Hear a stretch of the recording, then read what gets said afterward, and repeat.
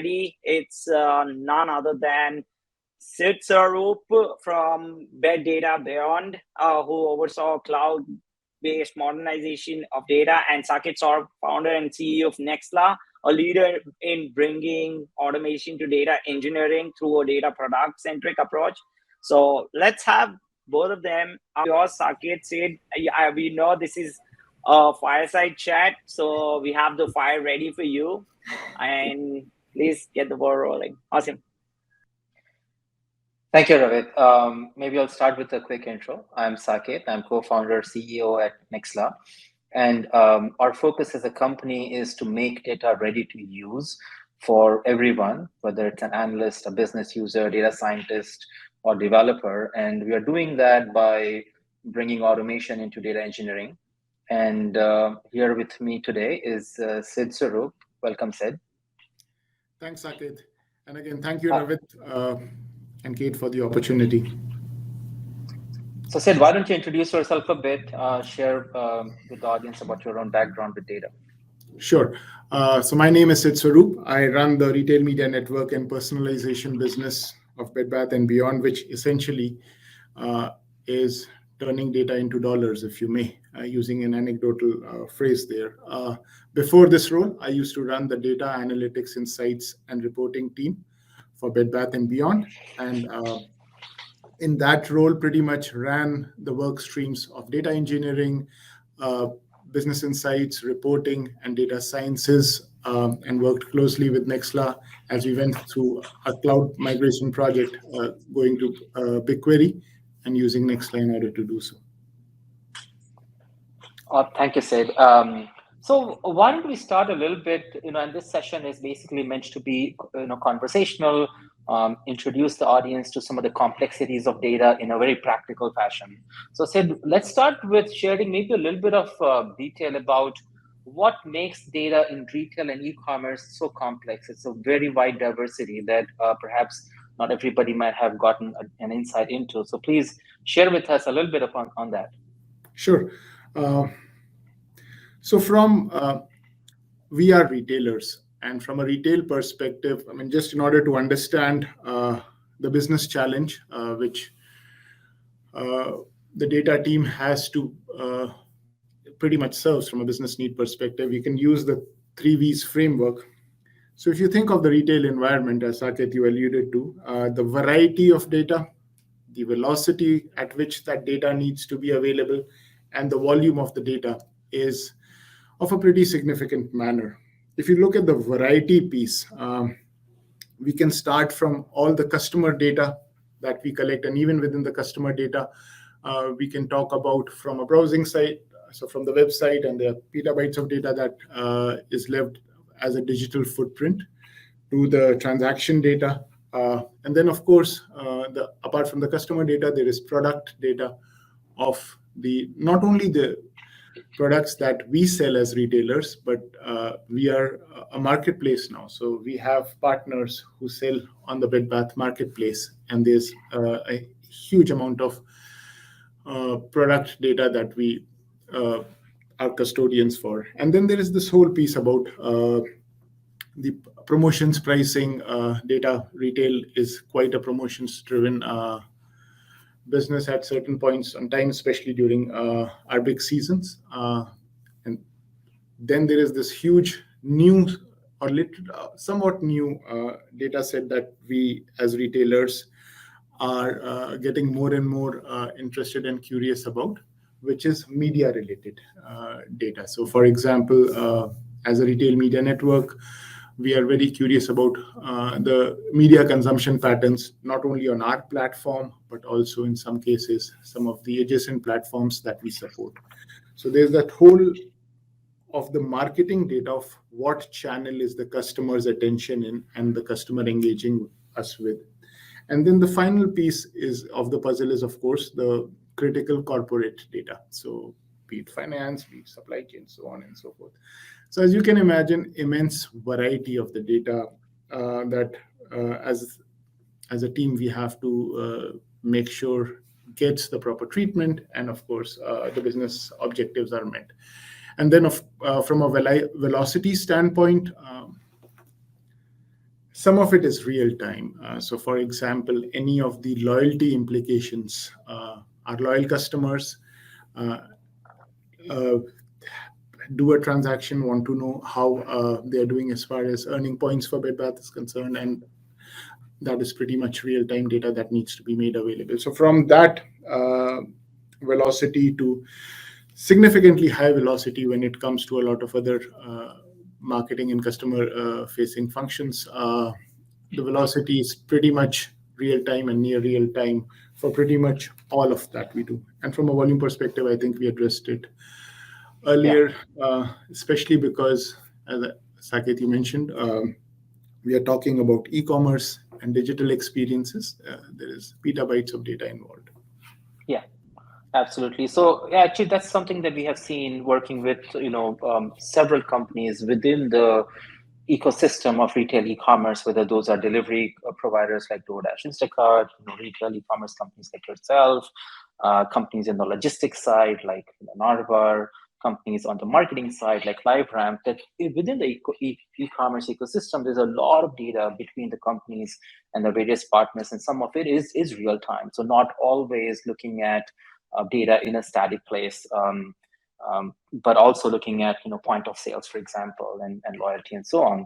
So I think about a year and a half back or so, Bed Bath started a massive a cloud modernization effort. You were one of the leaders on that front. And one of the things that we're talking about here today is data modernization, but doing that at high speed. And doing that at high speed is very essential, especially in a highly competitive retail e-commerce world, which I would say went through massive innovation in the last 2 years in terms of delivery of products, in terms of curbside or at home, and I think COVID was an accelerator to that. Yep. So share with us a little bit, your how you think about execution speed and how were you driving that? Sure. Now you bring up good memories and not so good memories, because you're absolutely right. When we decided to go down the path of cloud migration, and this was a broader journey on technology transformation, the need for speed was critical. The need for speed because technology transformation was the underlying bedrock for business transformation. So, the leadership was pretty clear that the enterprise has to be data-led. So we worked in close synchronicity with the executives in terms of what data sets will be available at what point in time, in which platform, and hence it will help with the agility of decision making.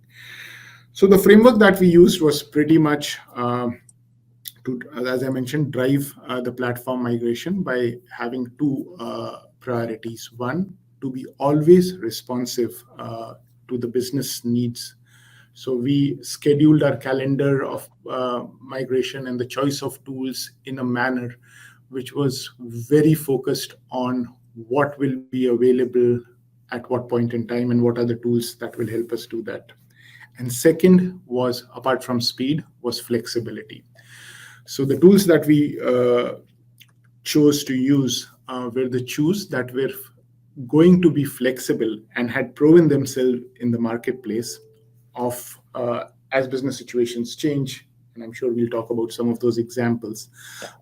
Those tools were architected to be flexible, drive scale, and essentially have that much variety of integrations available.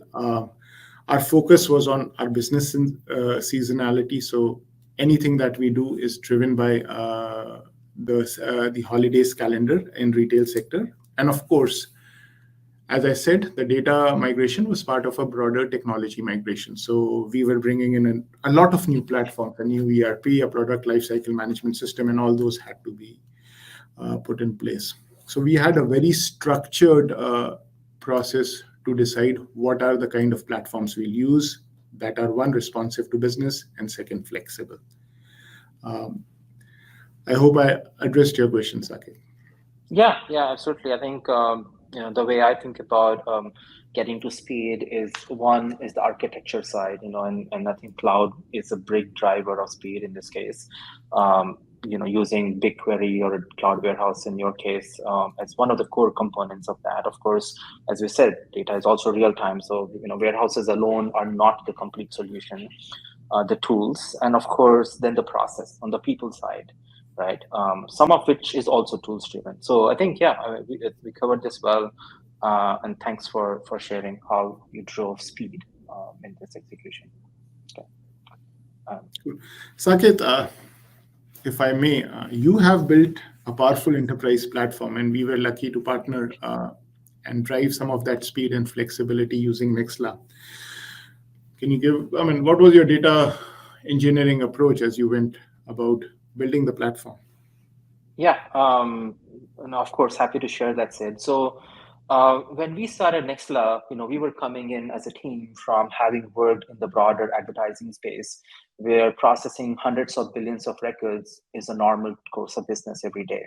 So starting Nextla, our main thinking was that we need many more people to be able to work with data. The users of data are increasing, but at the same time, the experts in data systems cannot scale up to that, right? So here we see a gap between complex data, the lack of data systems experts, engineers, if you will, and many more users, analysts, data scientists, business users, and so on. So what we figured was that what we need in between is the ability to automate data engineering itself. And that was a core part about in our thought process as to if we can bring automation into data engineering, then we can help more consumers of data. And we are talking a lot about producers and consumers. So one of the core elements of Nextla was automate the data connector itself. You've seen some of those in your own examples, connecting to specific providers, right? Where Nextla did not need to build a connector. You could go in and point us with credentials to anything, and we could connect and model the data. When we model the data, we present that data as a product entity with a consistent interface for the users, which is very, very usable without being technical, right? So those were the two key things: connect with the data systems automatically and produce something that is consistent for people to work with in terms of how we've approached data engineering. And once we do that, then the downstream consumption became easier. And you might be able to share a couple of examples from your back experience using our product there.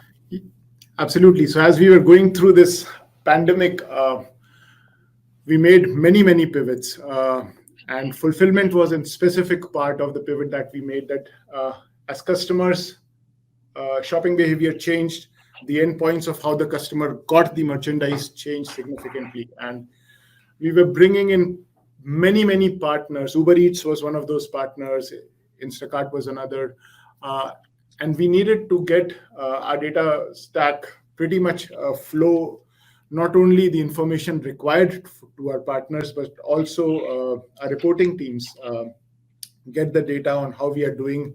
How do we essentially use the data of fulfillment in order to have the inventory at the right endpoints, so on and so forth. So yes, we did see speed of execution, bringing some of those partners in, and this was on the fulfillment side.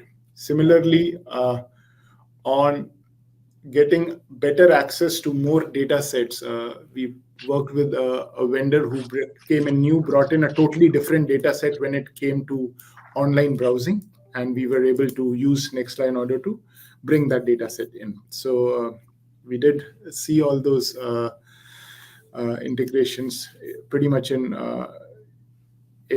as we were migrating. Yeah, I think the automation part is one of the key components to delivering speed of execution. Sure. I think because a lot of times, major projects have to wait until engineering can go write code, or a vendor can provide a connector, and so on. Of course, not to mention that maintenance over time starts to take a lot of effort on its own. So I think in your world, Sid, we've seen, because Bed Bath is a company that's been around through a lot of technology sort of innovation, everything from mainframes and legacy systems to the most modern technology out there, right? So we feel like we are heading towards a bit of a convergence of that between different types of solutions, right?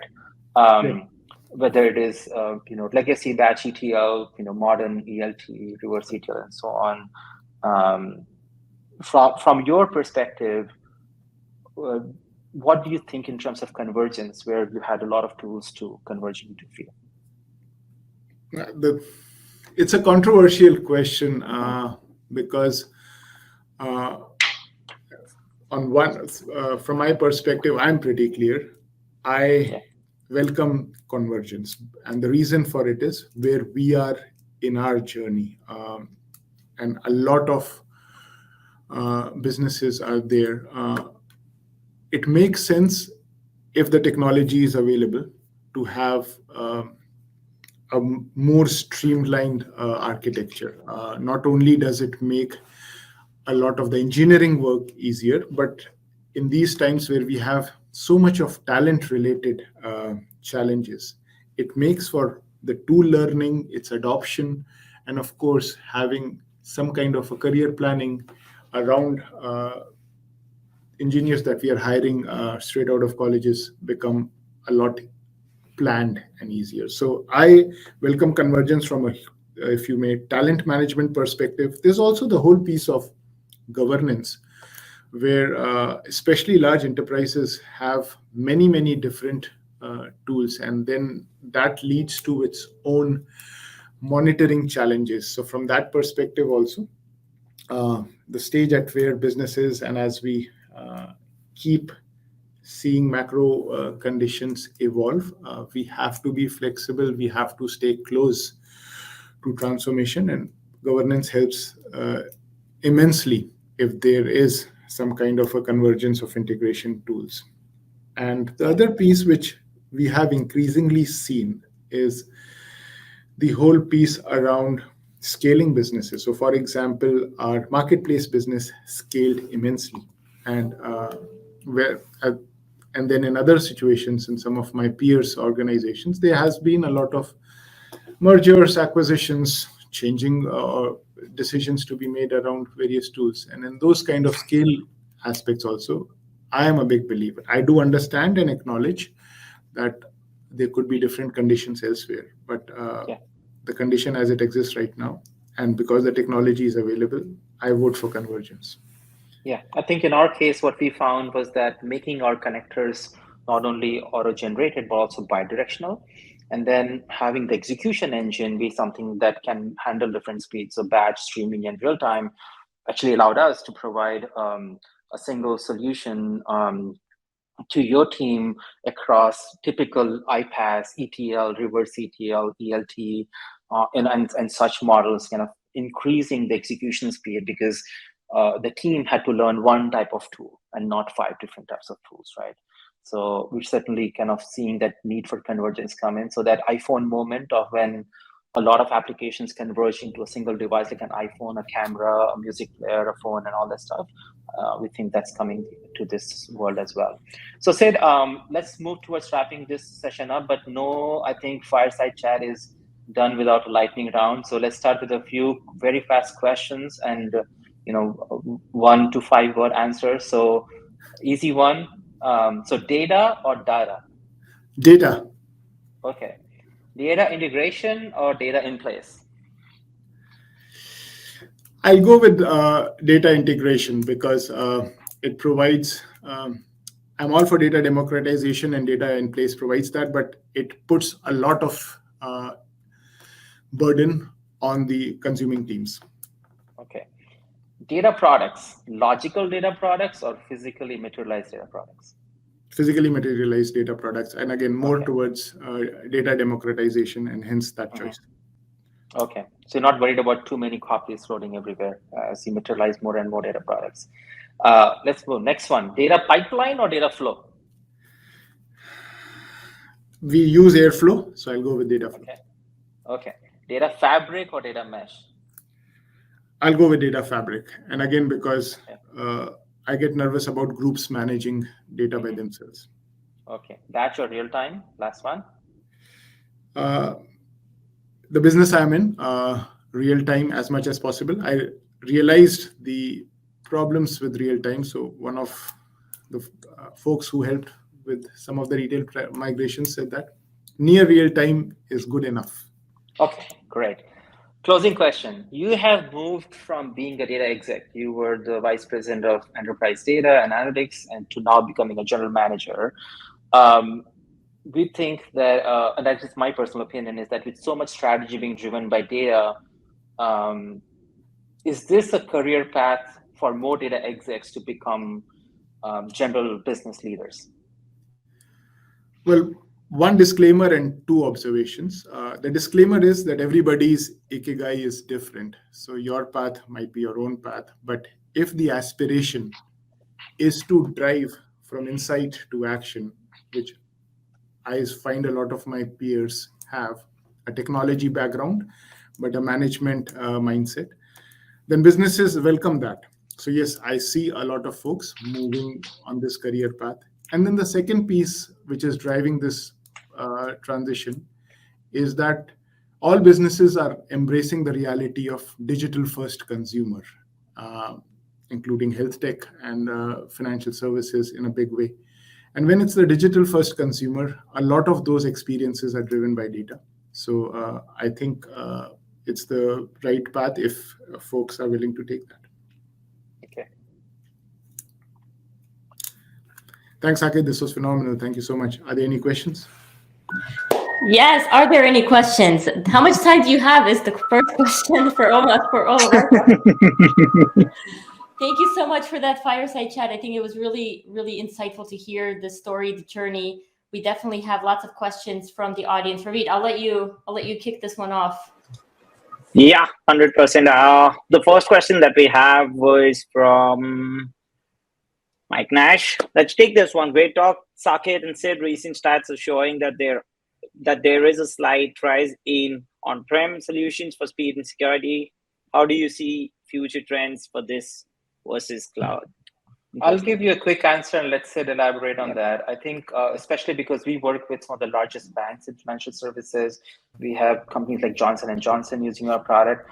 I think what we see is that hybrid is here to stay, and technologies like ours, for that very reason, are SaaS first, but at the same time supporting private cloud and on-prem as well. So technology has to support the fact that data sensitivity and data residency and many other challenges are extremely important. Go ahead, Sid. No, I would agree. I think the last chapters on this haven't been written, and hybrid nature is what we are seeing increasingly. All right. I think there's a great question here from Ricardo. We'll take his question is, how do you improve and actually make the process as short as possible?